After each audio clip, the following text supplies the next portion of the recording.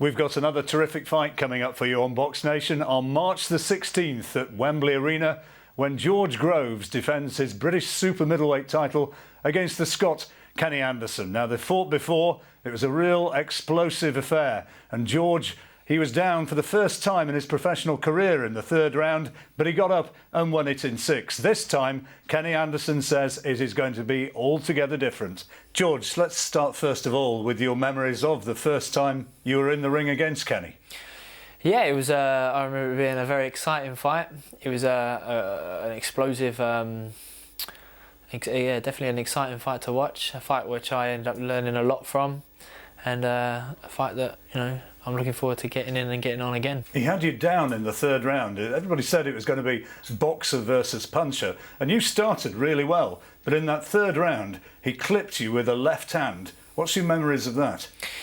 At the time, you're in there, you're in the heat of the battle, and yeah, I was doing stuff correctly. I was making him miss and making him pay. The vast majority of my shots were landing, and the vast majority of his wasn't. And then at some point in the third round, I got a little bit over ambitious, a little bit too cocky maybe, and got caught with a few shots that I shouldn't have. And then out of embarrassment, started to try and punch my way out of a bad situation, and then just went from bad to worse for me. I was digging a deeper hole for myself, and then Kenny had the chance to jump on me. He tried. He ended up catching me. I went down, but got straight back up, ready to go again. Got through the round and then got back to my boxing, and then we all know what happens next. What happened at the end of that round, though? What did Adam Booth say to you? Because he'd said, have your fight, don't get into his fight. What did he say to you at the end of that round? Can you remember? Yeah, at the time, I'd only had 10 fights, but that was my 10th fight. I was a lot less experienced than what I am now. I had a lot less time in the gym preparing for a fighter like Kenny Anderson. So the game plan was to go out there and box him. Box him, keep it long, keep it to what I'm good at best, what my best strengths are. And I wasn't doing that. I was playing into his hands, standing in range. Nothing cute about my boxing, just letting my hands go, and so was he. And his ones were landing, and so were mine. But he was coming on strong. So he just sat down. I remember Adam just saying, "What are you doing? Why are you slugging with him? You don't need to slug with him. He's just a slugger." So it was about getting out there, controlling him, controlling the pace of the fight, controlling the rhythm of the fight, let my shots land, and then I knew once they did start landing, he wouldn't be able to last. And they did. The 5th round, and then the 6th round. That's when you made it your fight. Describe that 6th.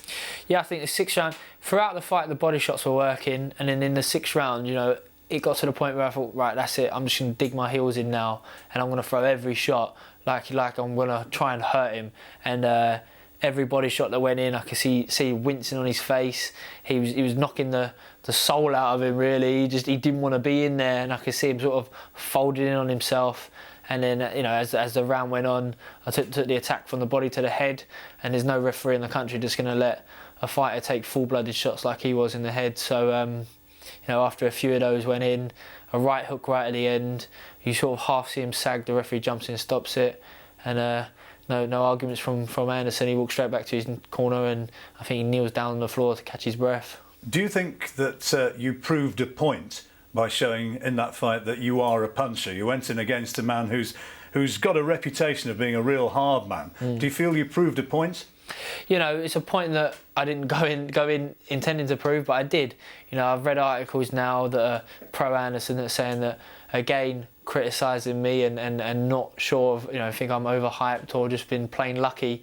But the summarising paragraph at the most of those articles that Anderson will beat me because he's stronger and he'll get to me, whereas last time, if that is his best chance, that's what failed him last time, because I outstrengthed a strong guy. I dug my heels in, I outwilled him, and in the end he couldn't cope. Referee had to save him. Now he feels that there's unfinished business though. He's going into this one and he's saying, I am ready for him, and I'm going to show him that I'm the hard man, that I'm the fighter. Can he be any different?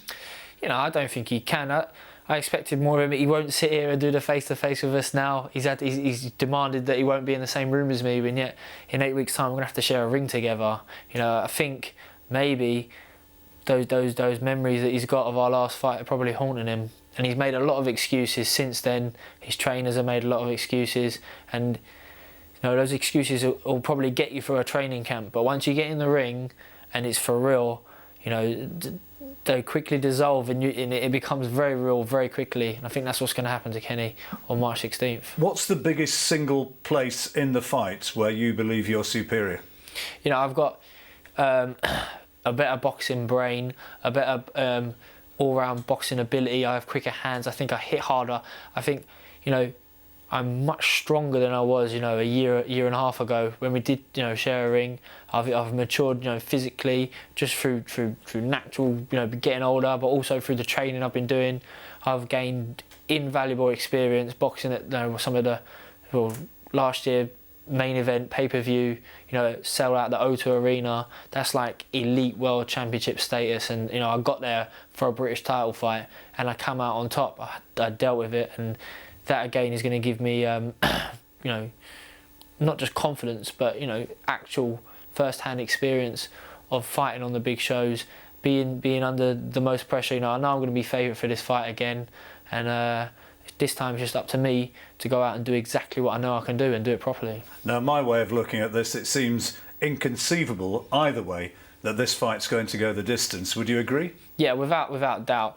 For me, the way I'm going to approach this fight and the preparations I'm going to do, and if I box how I tend to do, which if it's anything like my last performance at Wembley, which I knew if I did what I needed to do, the guy was out there in 2 rounds, and it's going to be the same for Anderson, whether it comes in 2, 10, 11, whatever it is. I can't see him being able to last out to the final bell.